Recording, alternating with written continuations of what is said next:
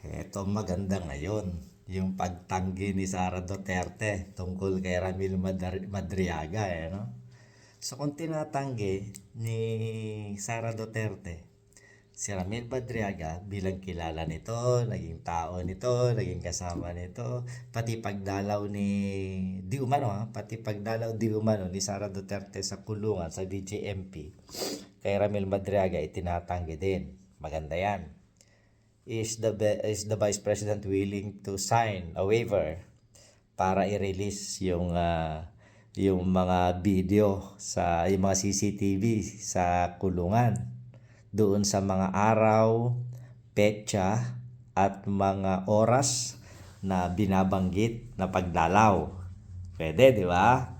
For clarification. Eh, ang tanong, mag-execute kaya? At saka pinagtataka dito, bakit inabot ng ilang linggo bago sumagot si Sara Duterte? Ikinabesa muna, minimemorize muna yung mga alibay, no? So, tingnan natin. Dito, ebidensya kontra salita. Di ba? Salita kontra ebidensya. Kung sino nga ba ang nagsasabi ng totoo. So, paborito sa mga tao. Okay? So, yun lang. Yun yung mga latest ngayon eh.